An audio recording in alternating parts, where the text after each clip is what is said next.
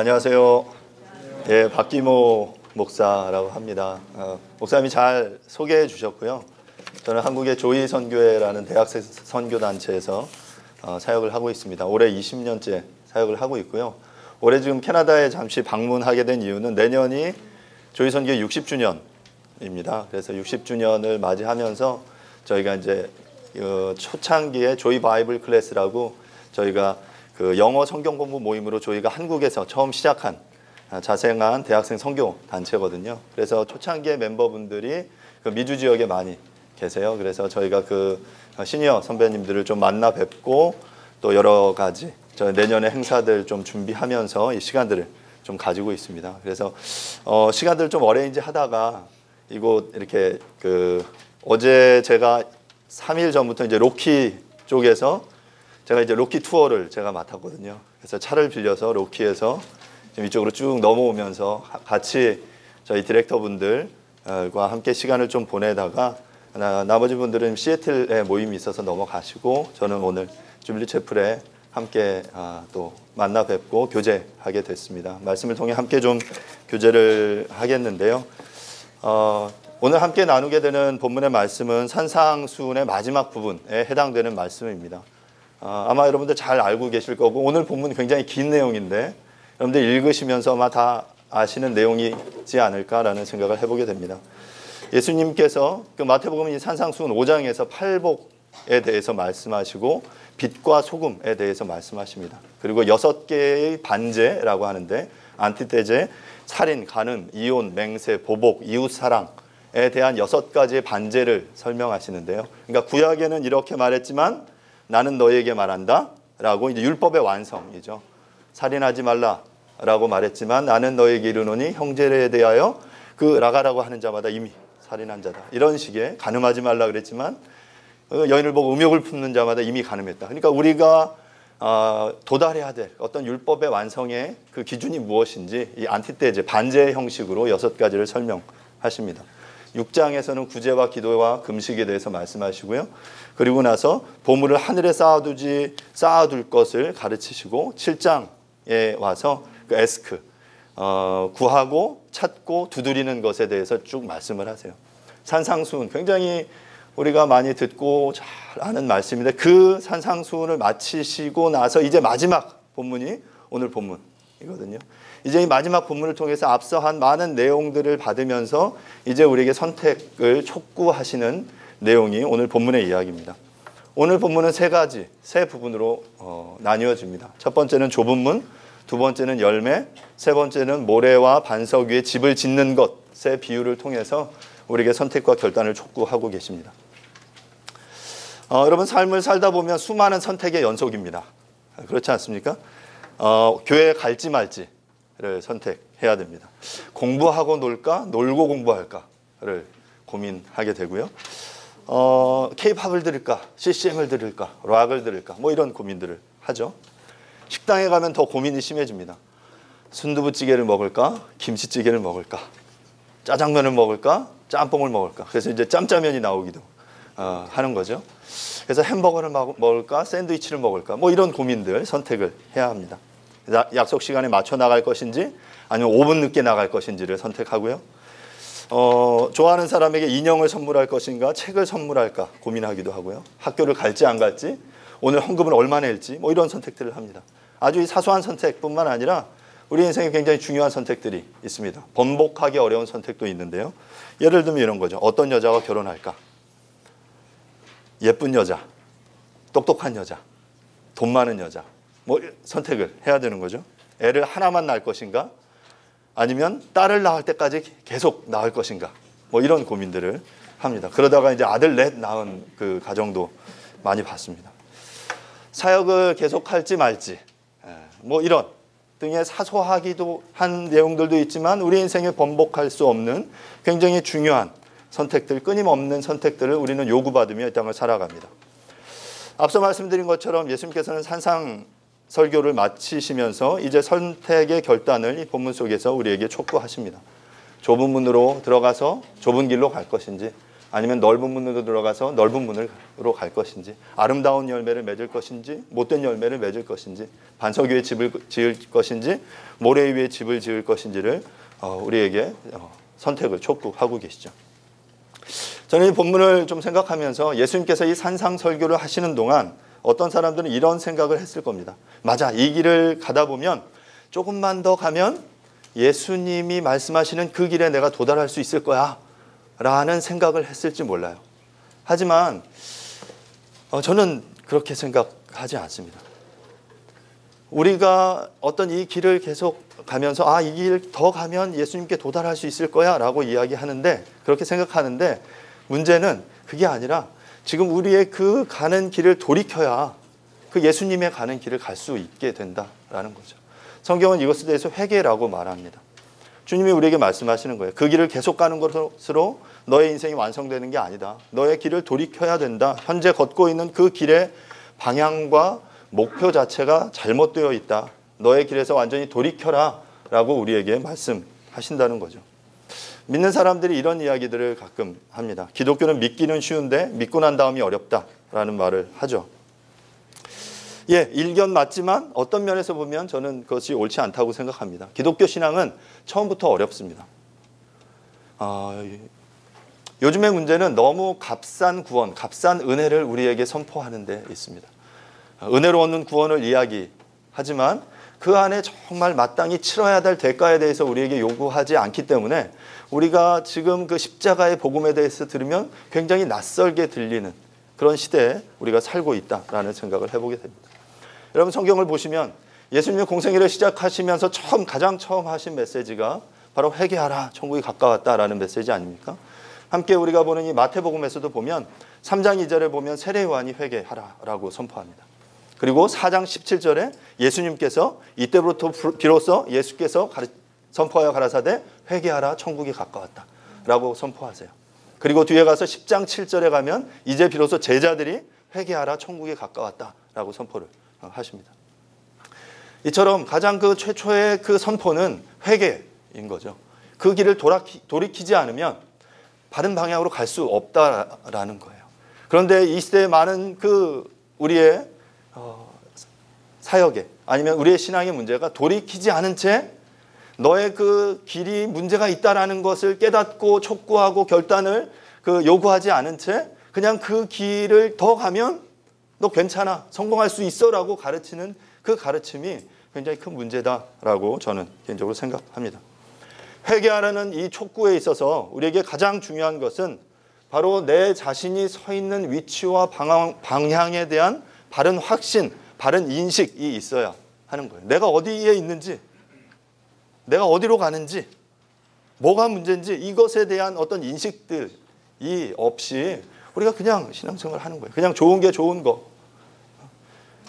강단에 선포되어지는 메시지는 그냥 우리의 귀에 듣기 좋은 메시지, 그 듣기 좋은 메시지를 찾아 수많은 성도들이 교회를 투어하고 있습니다.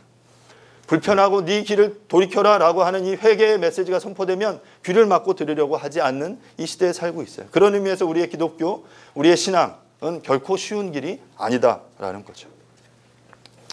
그래서 우리가 서 있는 방향과 그 방향에 대한 바른 인식이 우리에게 있어야만 바로 회개가 시작된다라는 것입니다. 제가 이번 5월 달에 한국은 그 황금 연휴가 있었습니다. 아십니까? 그 거의 10일 동안 그 대통령 선거까지 이어지면 거의 10일 동안 그 휴가, 빨간 날이었어요. 그래서 어렵게 제가 가족들과 경주로 여행을 갔습니다.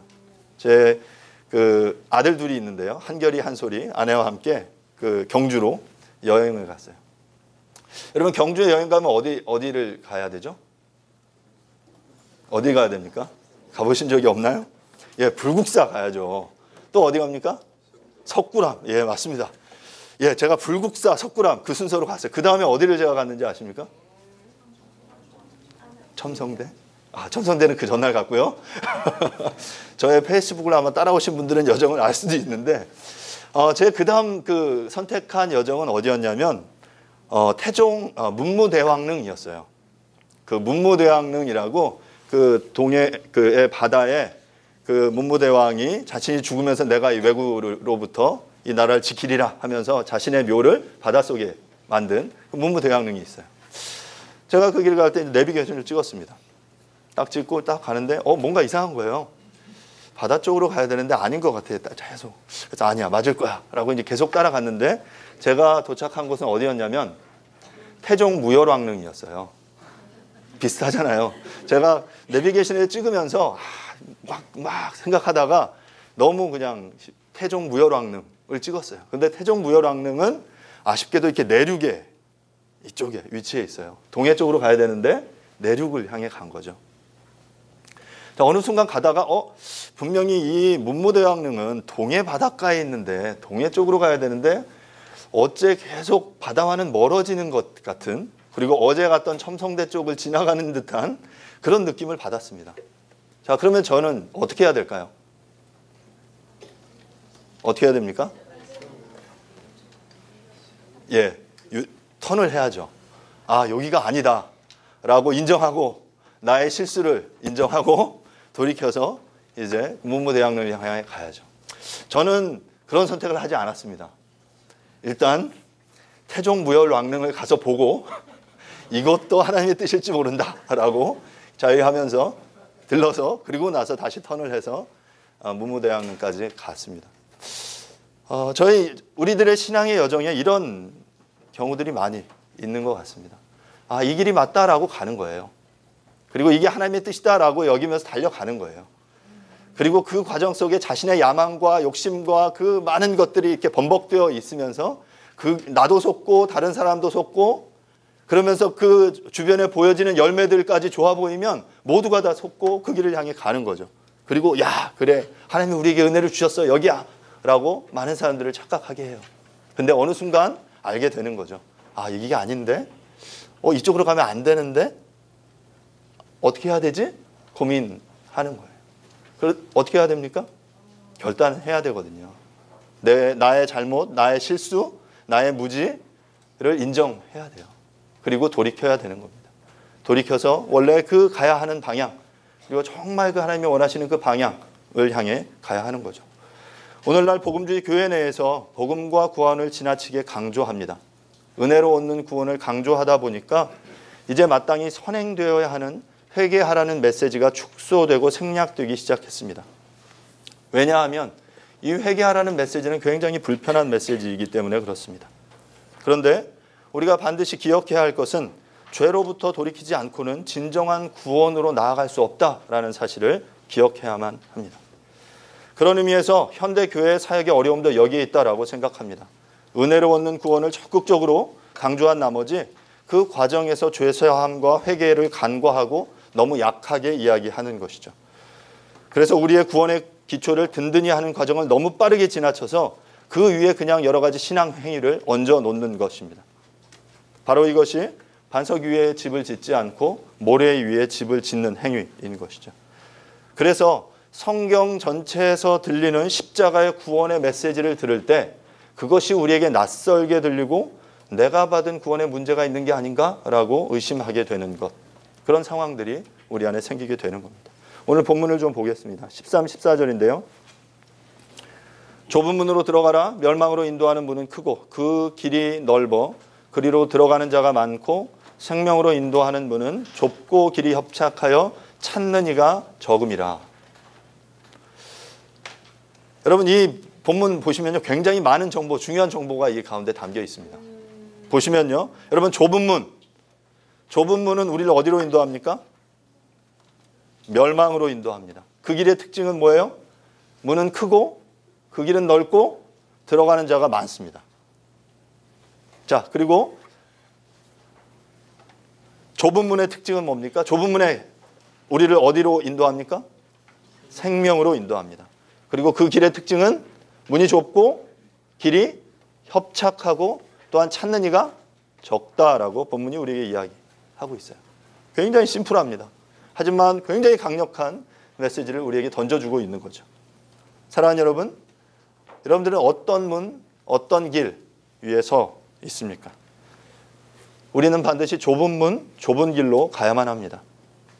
그 문, 그 길은 우리 본문에서 우리에게 이야기하는 것처럼 찾는 이가 적고 길이 협착하다는 건 뭐예요? 좁아서 힘든 거예요.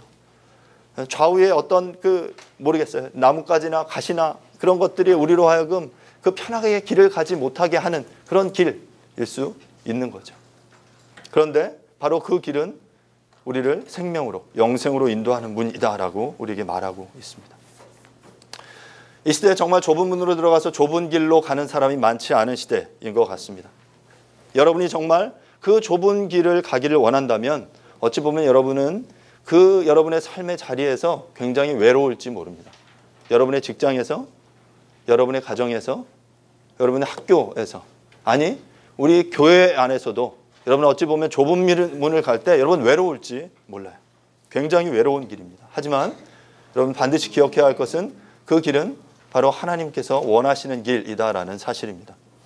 히브리서 11장 6절은 우리에게 이렇게 말합니다. 믿음이 없이는 하나님을 기쁘시게 하지 못하나니 하나님께 나아가는 자는 반드시 그가 계신 것과 또한 그가 자기를 찾는 자들에게 상 주시는 이심을 믿어야 할지니라. 예, 바로 이 길, 이 좁은 문, 좁은 길을 가는 것을 성경은 믿음의 길이라고 말하고 있는 거예요. 그 믿음의 길을 걸어갈 때, 그 하나님 앞에 나아갈 때, 그 하나님께서 그가 계신 것과 또한 그가 자기를 찾는 자들에게 상 주시는 분이시다라는 그 사실을 믿고 그 길을 가게 되는 거예요. 그 길을 갈 수 있는 동력이 바로 이 믿음이거든요. 좁은 문, 찾는 이가 적지만 함께하는 이가 없는 것 같고 이 길의 그 목표가 이 세상이 이야기하는 성공이 아니어서 나로 하여금 동기부여가 되지 않지만 믿음이 바로 하나님이 계시고 그분이 이 길의 마지막에 우리에게 상 주실 것이다 라는 그것, 바로 그것이 성경이 우리에게 이야기하는 믿음이다라는 거죠. 사랑하는 여러분, 그 하나님을 기쁘시게 하기 위해서 우리는 그 좁은 문, 좁은 길을 걸어가야 합니다. 두 번째 본문 17절부터 20절에 보면요, 이와 같이 좋은 나무마다 아름다운 열매를 맺고 못된 나무가 나쁜 열매를 맺나니 좋은 나무가 나쁜 열매를 맺을 수 없고 못된 나무가 아름다운 열매를 맺을 수 없느니라. 아름다운 열매를 맺지 아니하는 나무마다 찍혀 불에 던져지느니라. 이러므로 그들의 열매로 그들을 알리라. 오늘 제목을 제가 열매로 알리라 이렇게 정했습니다. 앞서 소개받은 대로 제가 2년 전에 2015년 8월에 이곳에서의 그 공부를 마치고 한국으로 귀국했습니다. 조이 선교회의 학원사역부 디렉터로 돌아가서 이제 사역을 시작을 했죠. 저는 개인적으로 작년 2016년이 저의 그 사역을 하면서 가장 어려운 시간이었습니다. 왜냐하면 우리 조이 그 공동체 안에 굉장히 어려운 일이 있었기 때문에 그렇습니다. 제가 오늘 말씀을 준비하면서 저희 그 작년에 있었던 그 상황들을 좀 생각해 봤습니다. 저희가 그 한국에 11개의 지부가 있는데요. 뭐 동서남북 경인 서울대 지부가 있고요. 원주, 천안, 군산, 대전, 천안 그렇게 그 11개의 지부에서 현재 저희가 사역을 하고 있습니다. 근데 그 11개의 지부 중에 3개의 지부에서 좀 심각한 문제가 생겼습니다. 여러분 요즘 한국 청년들의 상황이 어떤지 아십니까? 청년들을 부를 때 몇 년 전에 3포, 5포, 7포, N포 세대라고 불러요. 뭔지 아세요? 취업을 포기하고 연애를 포기하고 미래를 포기하고 결혼을 포기하고 그 아이 낳는 것을 포기하고 집 구입하는 것을 포기하고 미래를 포기하고 하는 그 포기할 수밖에 없는 그 시대를 살아가는 그 청년들을 향해 N포 세대라고 불러요. 또 이생망이라고 들어보셨습니까? 이번 생에는 망했다. 뭐 이런 표현이고요. 뭐 헬조선 세대 뭐 이런 이야기들 많이 듣습니다. 뭐 모든 세대가 뭐 어렵다고 말하지만 청년들의 삶이 굉장히 팍팍합니다. 아마 뭐 여기에 여러분 그 한 뭐 7, 80년대 그 캠퍼스 생활을 하신 분들은 공감할 수 없을 거예요. 그때는 그 남자 형제들 같은 경우에 학교 다니면서 1, 2학년 대학 들어가면 그 낭만 막 살다가 그렇죠? 망가져서 막 살다가 군대 갔다 와서 좀 정신 차리고 그때부터 좀 공부해요. 그리고 나서 이제 졸업하면 졸업장 가지고 뭐 여기저기 골라서 직장을 들어갈 수 있는 그런 시대가 있었어요. 그런데 요즘은 그렇지 않아요. 대학생들이 대학에 들어오자마자 스펙을 쌓아야 하는 시대. 사회 구조적인 여러 어떤 상황들, 뭐 신자윤주의로 대변되는 이 극단적인 이 상황들 속에서 그 기업들의 재벌들의 어떤 이 경쟁, 그 논리 속에서 굉장히 어려움을 겪고 있습니다. 청년 사역을 하는 것이 뭐 이런 사회 구조적인 문제뿐만 아니라 어떤 그 인구학적인 문제도 있거든요. 이제 점점 인구가 줄어들고 있어요. 2020년이면 이제 대학 정원과 그 청년들, 그 고3 졸업생들의 숫자가 이제 역전이 되는 시기가 곧 벌어져요. 대학들이 구조조정되고 있고요. 지방의 대학들은 문을 닫고 있는 시대입니다. 캠퍼스 사역을 하면서 심각한 고민이 있습니다. 이런 세대를 돌파해 나가야 하거든요. 이런 문제와 이 어려움에도 불구하고 여전히 예수 그리스도가 이들의 삶의 그 해결책이시다라는 이 진리를 그들에게 전하고 그들을 설득하고 그들을 그리스도께로 돌이키는 그 사역을 하고 있는 거죠. 쉽지 않아요. 그래서 몇몇 지부의 간사들이 이 쉽지 않은 상황을 역전하고 돌파하기 위해 굉장히 많은 고민들, 노력들을 했습니다. 그러다가 몇몇 지부의 간사들이 기도 훈련을 받기 시작을 했습니다.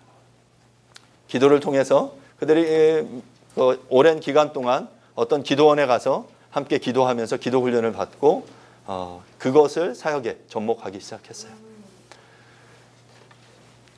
영적 체험을 하고 그들의 그 이야기로 천국과 지옥을 체험합니다. 천사들을 부리고 천사들을 통해서 역사들이 일어나는 거죠. 이런 문제들을 귀국하고 얼마 후에 그 공동체 내부 안에서 이제 알게 됐어요. 이 문제를 발견하고 리더십들 안에 굉장히 고민에 빠졌습니다. 이 문제를 어떻게 처리해야 할 것인가. 작년에 2016년에 저희 뭐 단체 안에 이렇게 당면한 여러 사역들이 있었거든요. 선교한국이라는 큰 대회도 저희가 진행을 해야 됐고요. 그때 시기가 이제 신학기 3월 이제 새 학기를 시작하면 한국은 이제 3월에 신학기가 시작하니까 캠퍼스 안에서 새로운 신입생들을 받고 사역을 역동적으로 시작해야 되는 그 시기였어요. 내부적으로 굉장히 많은 갈등들이 있었습니다. 이 문제를 지금 짚고 해결해야 되냐? 아니면 좀 더 지나서 연말에 좀 사역적인 전체 어떤 구조조정을 하면서 할 것인가? 그러다가 도저히 이 문제를 그냥 묵과하고 지나갈 수는 없다라는 내부적인 그 리더십들 안에 고민, 판단을 하게 됐습니다. 그 과정에서 해당 지부의 18명의 간사들 중에 14명을 면직하게 됐고요. 그리고 3명의 간사가 돌아왔고 1명의 간사가 의원 사직의 형태를 거치게 됐습니다. 저희 전체 학원사역부 간사 중에 3분의 1에 해당하는 숫자였습니다. 저로서는 사역을 하면서 이런 그 어려움들을 겪어본 적이 없습니다. 사역을 하면서 굉장히 힘들었고요. 그리고 이 선택이 맞나라고 수없이 많이 고민을 했고요. 그 해당 간사들 또한 굉장히 많은 그 상처와 아픔, 또 내부적으로 남은 잔류한 나머지 간사들도 공동체적으로 굉장히 큰 상처를 거치는 갖게 되는 그런 시간들을 가지게 됐습니다. 이 상황을 보면서 제가 오늘 이 본문을 보면서 생각한 게 그거였어요. 당장의 우리의 사역 속에 당장의 효과적이게 보일지라도 이것이 우리의 성령의 하나 되게 하심을 거스리고 그리고 궁극적으로 그것이 그 열매가 아름답지 못하다면 이것은 하나님의 뜻일 수 없다라는 거. 그 당시에는 그들이 그 기도 사역을 하고 이 영적인 이 신비주의 이 사역을 하면서 이것이 효과가 있다라는 것이 그들의 강변이었어요. 이게 먹힌다. 이걸 통해서 학생들이 변한다. 그렇게 변하지 않던 아이들이 이걸 통해 변한다. 그들이 이야기하는 거였거든요. 하지만 그거에 동의할 수 없었어요. 이건 아니다라고. 그런 그 고민들, 갈등 속에서 그런 과정들을 거치게 되었습니다. 저는 지금 돌아보건대 만약 다시 그런 상황이 생긴다 해도 저는 아마 그런 선택을 했으리라 생각이 됩니다. 저의 그 지체, 저의 몸을 잘라내는 그 아픔이었지만 그것이 그 몸 전체를 지키기 위한 선택이었다라고 확신합니다. 사랑하는 여러분, 우리들은 너무나 많이 자신의 욕망을 채우기 위해서 하나님의 이름을 부릅니다. 많은 교회나 목회자들이 하나님의 이름을 팔아 자신의 야망을 채웁니다. 거대하고 화려한 건물을, 교회 건물을 짓고 사람들을 불러 모으고 그래서 이렇게 말하죠. 하나님이 하셨습니다. 주님의 영광을 위해서 우리가 이 일을 했습니다 라고 말해요. 하지만 정말 그게 하나님이 그 영광 가운데 거하시는지, 정말 하나님이 원하시는 것인지, 그저 자신의 욕망과 야망을 채우기 위해서 하나님의 이름을 그저 차용한 것은 아닌지, 그냥 성경 구절 하나 읽지만 그 성경 구절은 그냥 거칠일 뿐이고 내가 하고 싶은 이야기, 내가 이 사람들을 동원하고 이들을 그 드라이빙해서 그 어떤 한 목표를 향해, 그것이 하나님의 목표가 아닌 다른 방향으로 이끌어가는 것이라면 그것은 거짓된 길입니다. 결국에 그 나중에 가서 그 열매로 알게 되는 거죠. 그 당시에는 그게 효과적인 것이고 그게 의미 있다라고 말하지만 알 수 없어요. 우리가 정말 그것의 열매가 아름다운지를 봐야 하는 거죠. 제가 이곳에서 기독교 세계관을 공부했습니다. 굉장히 열심히 학교 생활을 했습니다. 열심히 공부하고요. 그리고 그 열심히 논문도 썼습니다. 그리고 이 세계관 배운 내용을 어떻게 접목할지 고민도 많이 했습니다. 그런데 기독교 세계관을 공부하고 나서 제가 듣는 가장 쓴 조언, 아내로부터 듣는 가장 큰 쓴 조언은 뭐냐면, 기독교 세계관 공부한 사람이 그렇게 행동하냐, 이거예요. 기독교 세계관 공부했는데 왜 그 모양이냐, 뭐 이렇게 심하게는 저희 아내 굉장히 젠틀하고 굉장히 우아하고 아주 아름다운 여인, 이렇게는 얘기하지 않지만 저에게 그렇게 얘기해요. 기독교 세계관 공부한 사람이 어떻게 그렇게 행동하냐. 그러면 이제 할 말이 없죠. 머리로는 알고 있는데 이게 이론적인 배경이 뭐고 철학적인 배경이 뭐고 이것을 통해 지금 현 시대 이 다원주의 사회 속에 어떤 일들이 일어나고 있다, 뭐 이런 거 막 분석하고 이야기 어느 정도 이렇게 할 수 있는데 그거 말고 삶으로, 행동으로, 열매로 나타나냐는 거예요. 그 배운 그 내용, 그 기독교 세계관의 그 내용이 우리의 삶 속에 열매로 드러나고 있느냐라는 거죠. 저는 이곳에서의 이 세계관 학문적인 부분 굉장히 중요하다고 생각해요.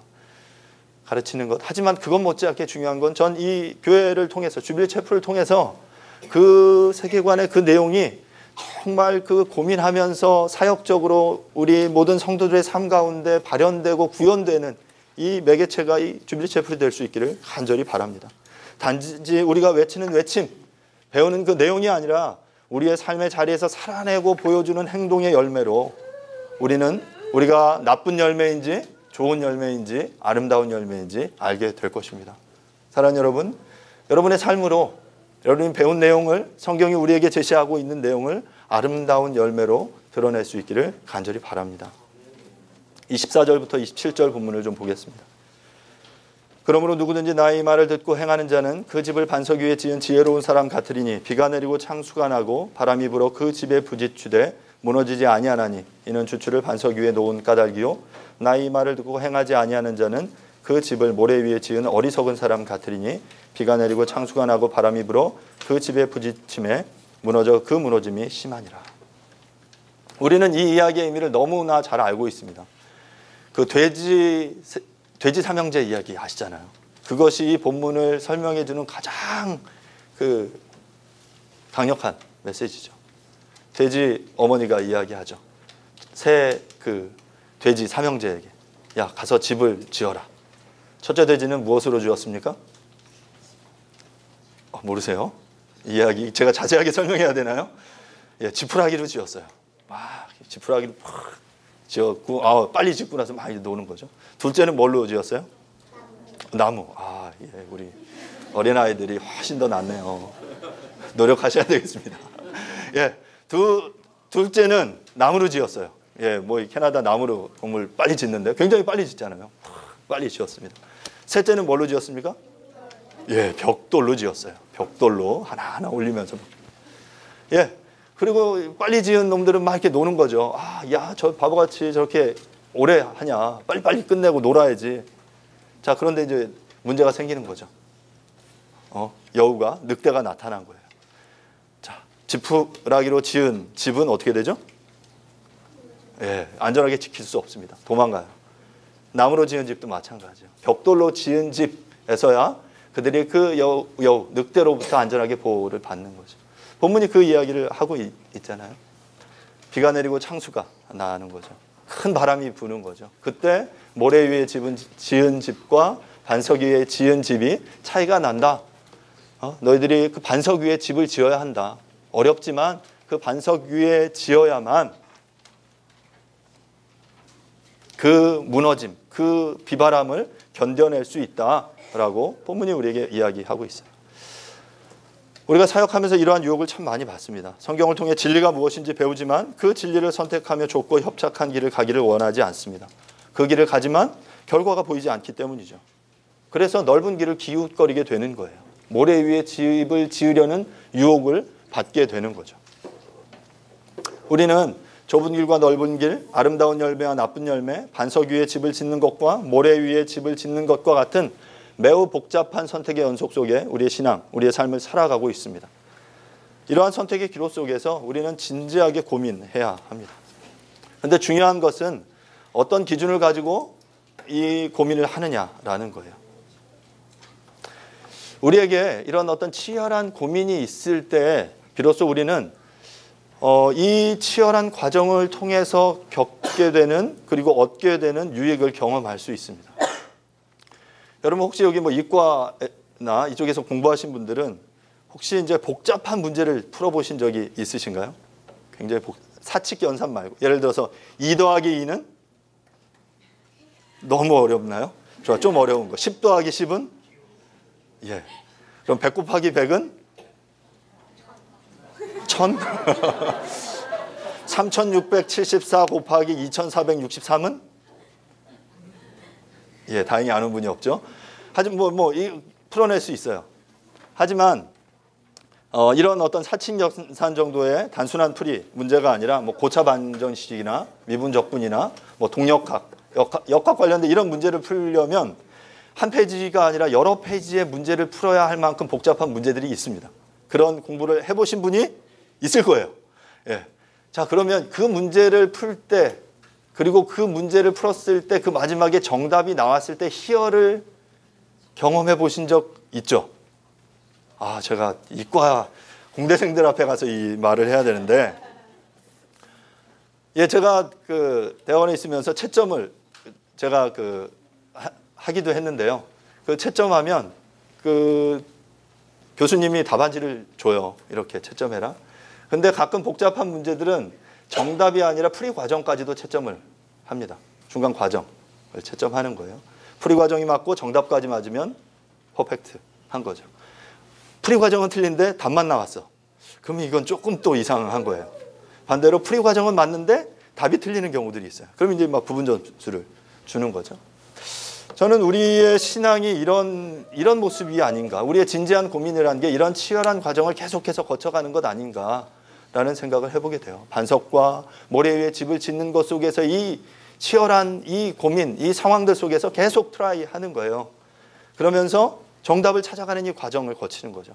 그리고 때로는 하다가 과정은 맞는데 결과가 안 나와. 열심히 좁은 길을 가는데 세상에 성공하지 못해. 괜찮아요. 주님이 부분 점수를 주십니다. 주님이 그래, 그 길 가는 거 맞아. 좁고 협착하지만, 그리고 반석 위에 집을 짓는 그 과정이 지난하고 힘들지만 그 길 가는 게 맞는 거야 라고 우리를 격려하셔요. 그리고 어떤 분들은 뭐 간증을 들으면 그분들은 과정과 그 결과 또한 좋은 분들이 있어요. 예, 좋습니다. 그러면 박수 치는 거죠. 사랑하는 여러분, 우리의 삶이 단순히 그냥 사칙 연산처럼 우리의 신앙의 삶이 쉽게 되어지지 않습니다. 때로는 복잡한 미분 방정식을 풀어야 돼요. 그러면 굉장히 오랜 기간 동안 그 여러 페이지에 걸쳐서 여러 날에 여러 시간에 걸쳐서 우리가 풀어내야 되는 거예요. 그리고 그 답을 어느 순간 이제 하나님 앞에 올려드리겠죠. 그리고 하나님께서 그 답을 평가하실 거예요. 어떻게? 비가 내리고 창수가 나는 이 과정을 통해서 우리가 이 정답에 그 반석 위에 집을 지었는지를 평가하게 될 것입니다. 말씀을 마무리하겠습니다. 우리의 인생의 죄악된 길을 돌이켜 주님이 원하시는 삶을 살아가는 것 쉽지 않은 선택입니다. 그 길은 매우 협착하여 걸어가기가 쉽지 않습니다. 참으로 눈물 없이는 걸어갈 수 없는 길입니다. 하지만 중요한 것은 그 길의 끝은 생명, 영생이다라는 사실입니다. 처음에 넓은 문, 넓은 길로 가는 것 좋죠. 하지만 그 마지막에는 길이 없어지는 거예요. 하지만 좁고 협착한 길 찾는 이가 적고 그래서 힘들지만 그 길 마지막에도 길이 없어져요. 왜냐하면 모든 곳이 다 길이 되기 때문에 그렇죠. 예수 그리스도 안에 모든 것이 길이 되는 그 순간을 사랑하는 여러분 만날 수 있기를 간절히 바랍니다. 우리는 아름다운 열매를 맺을 것인지 나쁜 열매를 맺을 것인지를 선택해야 합니다. 반석 위에 집을 지을 것인지 모래 위에 집을 지을 것인지를 선택해야 합니다. 순간의 편함을 선택할 것인지 아니면 영원을 생각할 것인지. 이런 기준 속에서 보면 우리의 선택이, 우리의 결정이 당연한 것처럼 보이지만 현실에서는 결코 쉽지 않아요. 그래서 우리에게 요구되어지는 것은 바로 뭐냐면 영혼의 가치를 인식할 수 있는 영적인 시각이 우리에게 있는가라는 거죠. 성경이라는 이 텍스트를 통해서 우리가 이 시대를 읽어낼 줄 아는, 그게 바로 기독교 세계관이거든요. 성경을 통해서 이 시대를 읽어낼 수 있는 영적인 안목이 있느냐, 어떤 것이 좁은 문이고 어떤 것이 넓은 길인지, 어떤 것이 좋은 열매이고 어떤 것이 그 나쁜 열매인지, 어디가 반석이고 어디가 모래인지를 구별해낼 수 있는 영적인 안목과 시각이 우리에게 있느냐, 이것이 우리에게 매우 중요합니다. 사랑하는 여러분, 영혼의 생명을 바라볼 수 있는 안목을 갖출 수 있기를 간절히 바랍니다. 그래서 좁은 문, 좁은 길을 선택하십시오. 좁고 협착하고 찾는 이가 적지만 외로운 길이지만 그 길과 문으로 묵묵히 걸어가시면 또한 그 길에 여러분들을 통해서 더 많은 사람들을 초대할 수 있기를 간절히 바랍니다. 또한 반석 위에 집을 짓는 것을 선택하십시오. 그리고 아름다운 열매를 맺는 좋은 나무가 되는 것을 선택하십시오.